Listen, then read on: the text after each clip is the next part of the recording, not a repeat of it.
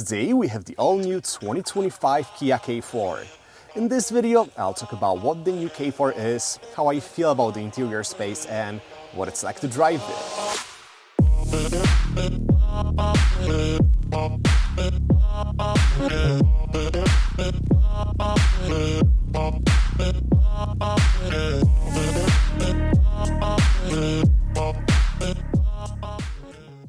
Now, we all know that CUVs and SUVs and crossovers and all those creatures dominated the market, but compact sedans are still doing pretty well, and to stay in the game or even gain some, Kia created this all-new K4.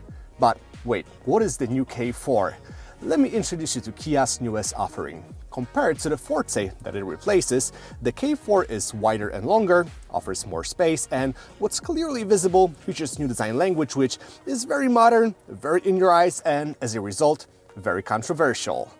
Also new is the platform that the K4 sits on. I mean, it's kind of new. It's been used before in Kia and Hyundai's products, such as the Hyundai Elantra or the Kia Niro, but it's new for the K4 and features strut front suspension and a torsion beam in the back.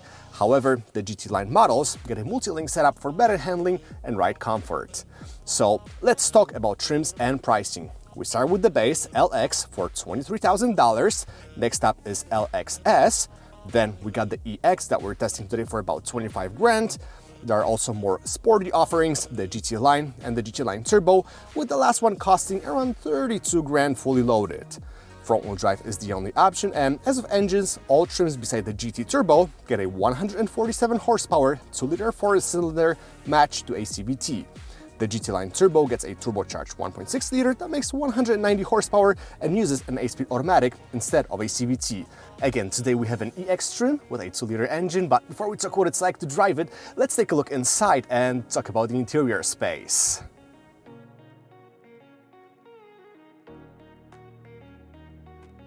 Alrighty, inside the new Kia K4. Now, the interior design is more on a conservative side compared to the exterior. It's very clean and simple, but still interesting, and the cabin feels like it belongs to a more expensive car. The only thing that might give away what segment the K4 is actually in is the quality of the materials used. I mean, they're pretty decent, much better compared to the Forte or even a Volkswagen Jetta, but still not at the level of the Mazda 3, which is a segment leader. But here in the K4, everything is well put together, all the touch points are soft, and the hard plastics are the only thing that kind of feels cheap. The ergonomics though, typically for a Kia product, are great. We still get a real physical shifter, actual buttons for the core functions, including climate control. I mean, to an extent. While there are switchers for the temperature and the fan speed, to fully control the HVAC system, you have to rely on a screen placed between the gauge cluster and the infotainment display. Not the best solution, as it is distracting to find the right setting when driving. Again, temperature, fan speed, manually controlled, so at least that's good. The infotainment has crisp graphics, smooth animations, and a super friendly user interface. Seriously, every time I drive a Kia, I feel like the system has a different layout or a design, but it takes me literally 5 minutes to figure it out. Also a plus is that the K4 comes standard with wireless Apple CarPlay and Android Auto. The digital gauge cluster is customizable, allowing you to change the design of your gauges, and provides all the information you need, such as the trip computer or the driving assistance information, but it would be nice to have an option to project the map from your phone or at least turn-by-turn directions. Now, the storage across the cabin for a compact sedan is more than satisfactory. The center console is practical, you get wireless charger and EX trims and up, and the door pockets can fit larger bottles. What's really massive is the trunk, offering almost 15 cubic feet of space. You can obviously drop the back seat if you need to carry longer items, but this size is comparable with some mid-size sedans. Now, the seating position up front is very nice and the seats are okay. They are manually operated, and while I don't have any issues with that, I wish we had an ability to adjust the angle of the lower portion of the seat and a lumbar support. That also would be welcome. Now, the back seat offers a good amount of legroom and headroom. Kia claims it's the biggest car in the segment when it comes to rear legroom and headroom, but it looks like they forgot about the center armrest. All the GT lines get one, but the mid-tier EX that we're testing doesn't. So stupid. At least they didn't forget about 2 USB-C charging ports. Well, that was the interior of the new Kia K4, so let's get it on the road now and see how it drives.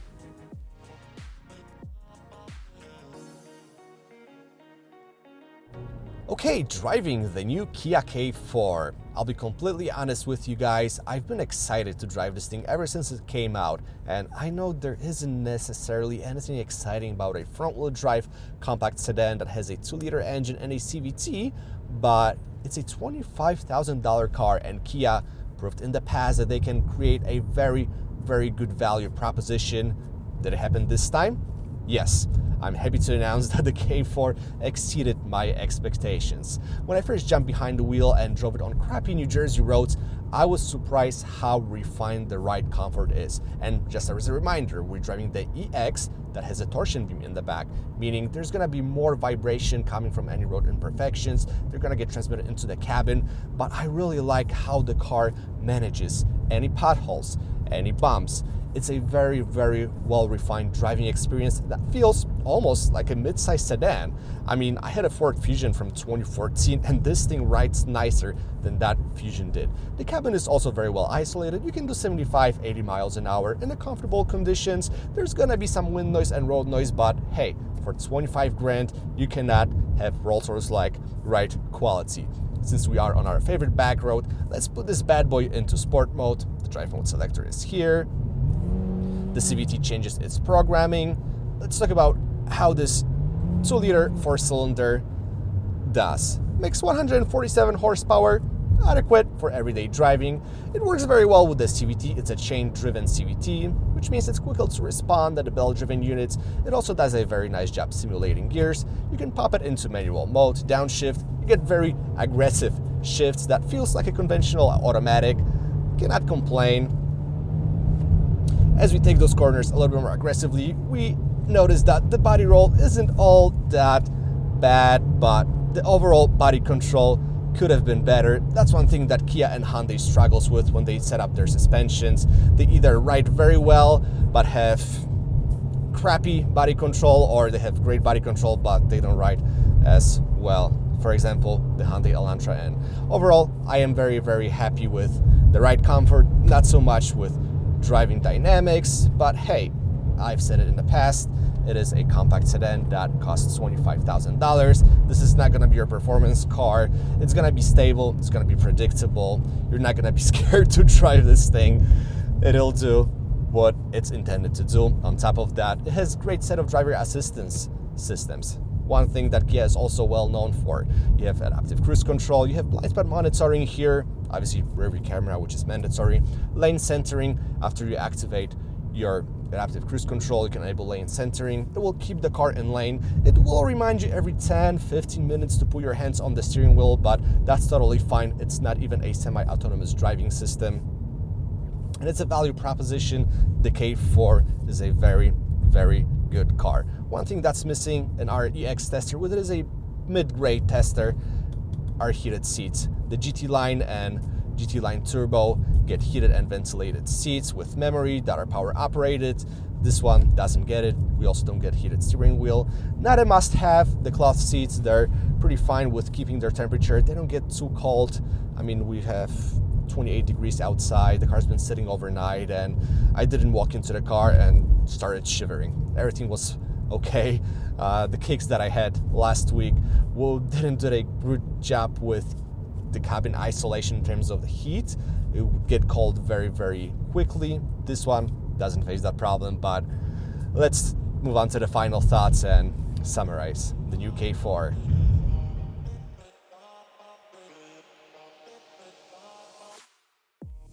Okay guys, it's time to sum up the new Kia K4. Now I know I'm gonna sound like a broken record and I've said this in the past, but Kia has been on fire and the new K4 only proves that. Let's talk about what's good here, what's bad, and what I would change. So first of all, what's good? The design. I know it's not for everyone, but at least the K4 looks very original and cannot be mistaken with anything else on the road. Now, what really matters here though is that the car drives well, it has a decent fuel economy, it offers all the tech features that we expect from a new vehicle, and all that for 25 grand as tested? Well, man, say no more. Shut up and take my money. Now, let's talk about what's bad. The only thing that actually bothers me is certain options that are available in the EX trim. We cannot get heated seats, we don't have air vents in the back, we don't have an armrest. I think that should be included in the mid trim. Now, what would require some improvement is the drivetrain. While the 2-liter engine is okay for everyday use, it lacks refinement and feels a little bit underpowered. Granted, the CVT is one of the better CVTs on the market and it feels like a conventional unit, but the key term here is it feels like. It doesn't replace one. And what I'm really excited about though is the new hatch variant that should come out any moment. At least Kia said it will be available in the US. Anyways, if you guys have any questions about this thing, drop a comment and I'll be more than happy to answer them. Thanks so much for watching and I'll catch you all later.